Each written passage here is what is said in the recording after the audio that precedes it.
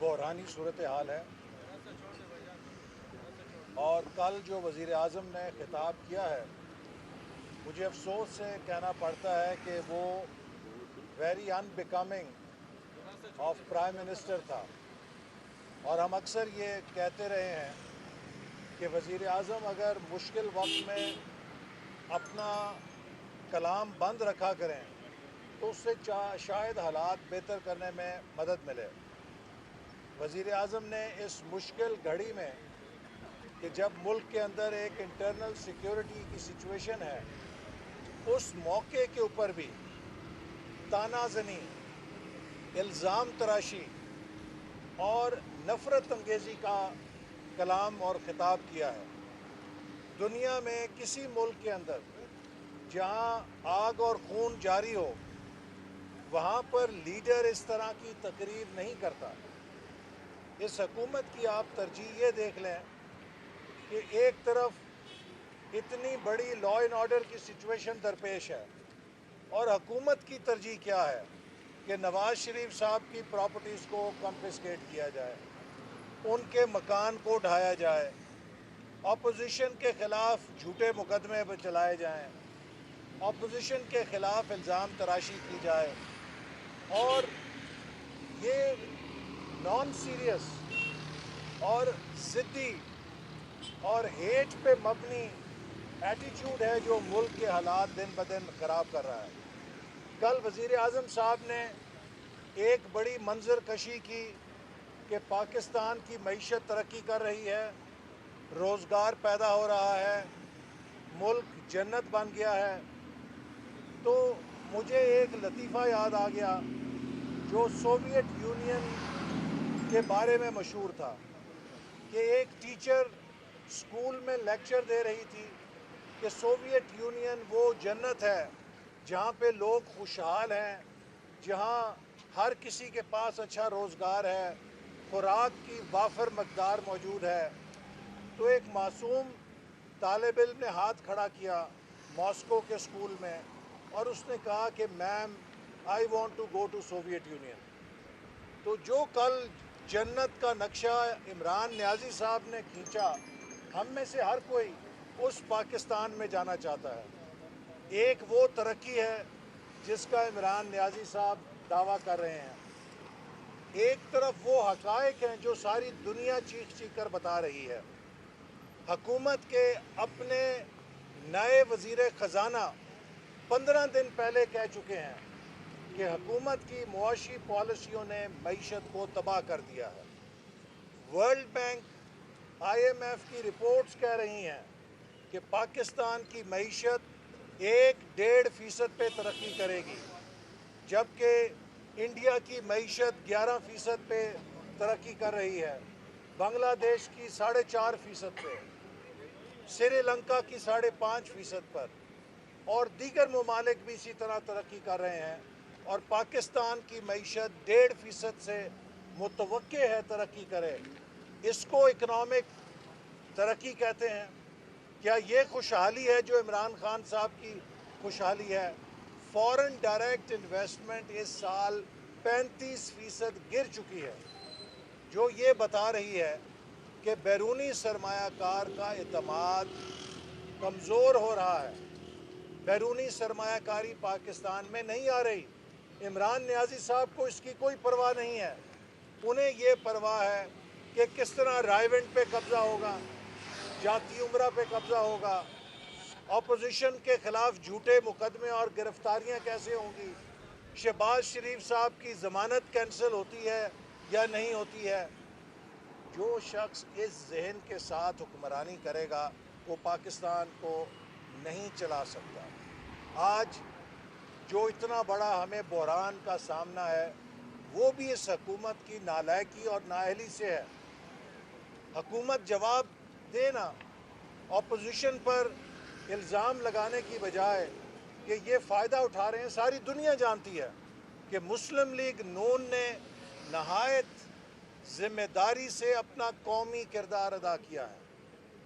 ہم نے وہ والا کردار ادا نہیں کیا جو عمران نیازی صاحب 2017 میں حکومت کے خلاف کردار ادا کر رہے تھے۔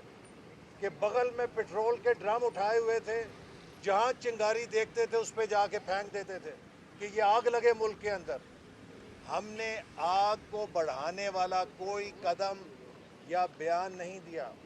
ہم معاملات کو سلجھانے والا کردار ادا کر رہے ہیں کہ یہ آگ بجھنی چاہیے.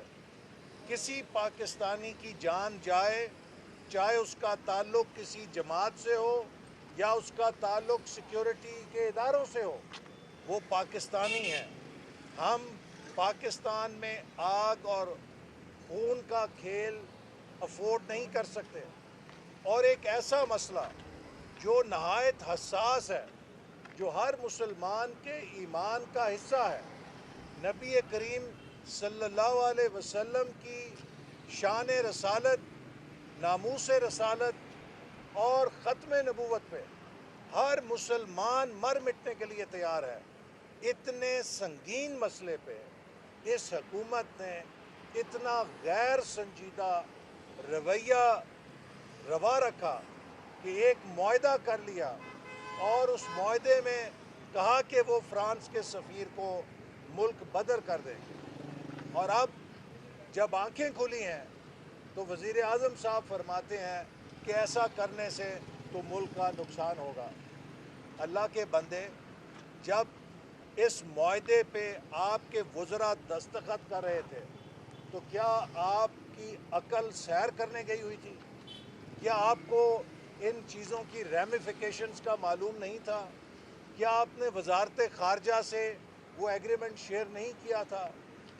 یہ معاملات کو جیسے چلاتے ہیں, ایسے تو اگر اسکول کے بچوں کو بھی ملک چلانے دے دیا جائے تو شاید وہ بھی اس طرح ملک نہیں چلائیں گے. ان کی نااہلی اور ان کی غفلت کے اوپر آج ایک ملک کے اوپر بڑا بحران ہے, جس کو ہم سمجھتے ہیں کہ گفتگو کے ذریعے اور نان وائلنس کے ذریعے حل کیا جانا چاہیے, تاکہ ملک کے حالات کسی بھی صورت نہ بگڑیں. اس ملک کا امن, اس ملک کی یکجہتی ہم سب کے لیے ایمان کا حصہ ہے, اس لیے کہ یہ ملک نبی کریم صلی اللہ علیہ وسلم کی بشارت کی نشانی ہے. یہ ایک بڑا مقدس ملک ہے, اور اس ملک کی کمزوری, اس ملک کے اندر انتشار صرف اپنے ملک کے ساتھ انتشار نہیں, بلکہ اس ملک کے ساتھ جو ایک بہت مقدس بشارت بھی وابستہ ہے, اس کے ساتھ انتشار ہے. لہٰذا میں امید کرتا ہوں کہ تمام فریقین جو ہیں وہ گفت و شنید کے ذریعے اس مسئلے کا حل نکالیں گے, تاکہ ملک کسی قسم کی بدامنی, لاقانونیت سے بچ سکے.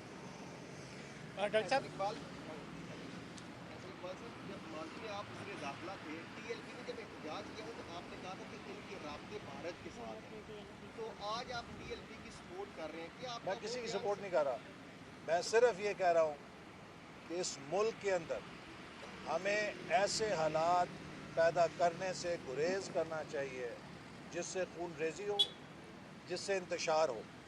ہمارے وقت میں بھی جب انہوں نے دھرنا دیا تھا تو ہم نے نان وائلنٹ پالیسی اپنائی تھی, اور جب آپریشن ہوا, وہ آپ کو معلوم ہے, اسلام آباد ہائی کورٹ کی ہدایات کے اوپر براہ راست انتظامیہ کو جب ہدایات ملی انہوں نے کیا, اور اس میں بھی ہائی کورٹ نے لکھا تھا کہ کسی قسم کا اسلحہ سے غیر مسلح کر کے پولیس آپریشن کرے گی. اور باقی میں اس دھرنے کے حالات پہ بات نہیں کرنا چاہتا, چونکہ اس وقت ہم معاملات کو سلجھانا چاہتے ہیں. لیکن یہ بات میں ضرور کہنا چاہتا ہوں کہ ہمیں ان چیزوں سے باخبر رہنا چاہیے کہ پاکستان کے دشمن اس طرح کے حالات سے فائدہ اٹھاتے ہیں. پاکستان ایک ایٹمی طاقت ہے, اسلامی دنیا کی واحد ایٹمی طاقت ہے.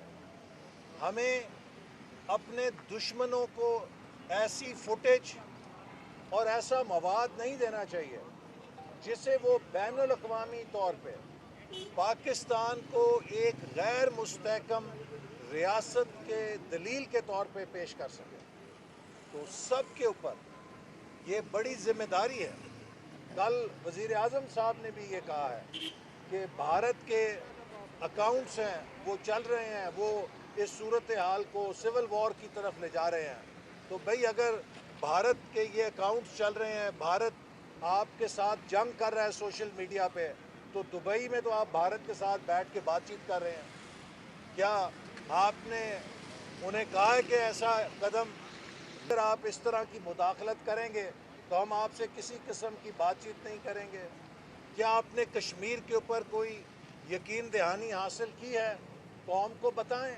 हमें तो कभी ब्लूमबर्ग से पता चलता है, कभी किसी और मुल्क के सफ़ीर से पता चलता है, लेकिन हमारी मुल्क की वजारत ख़ारजा, वज़ीर ख़ारजा और वज़ीर आज़म की ज़बानें जो हैं वो बंद हैं कि वो क्या कर रहे हैं, वो क्या सफारतकारी कर रहे हैं। और अभी तक तो हमने ये देखा है कि इन्होंने कश्मीर का सौदा किया है और पाकिस्तान को तनहा किया। डॉक्टर साहब क्या कहेंगे कि कल इमरान खान साहब का कहना है कि इस मामले पर JUI और मुस्लिम लीग नून ने सियासत करने की कोशिश की। आप नहीं समझते कि वुज़रा ने कुछ जल्दबाजी की, और मुस्लिम ममालिक का आप क्या सजेस्ट नहीं करेंगे कि हंगामी इजलास बुलाया जाए, इस मामला पर तमाम मुस्लिम ममालिक की क़यादत के साथ टेकअप किया जाए इस मसले को लेकर? देखिए, वज़ीर आज़म ने कल, मैं इस बात को कहने में झिझकूंगा नहीं, सरासर गलत बयानी की है और झूठ बोला है। उन्होंने कल कहा कि सलमान रुश्दी की जब किताब आई तो नवाज़ शरीफ वज़ीर आज़म थे, उन्होंने क्या किया है? सलमान रुश्दी की किताब 1988 में आई, नवाज़ शरीफ वज़ीर आज़म 1990 में बने। आप इससे देखिए कि किस कदर गलत बयानी ये शख्स करते हैं।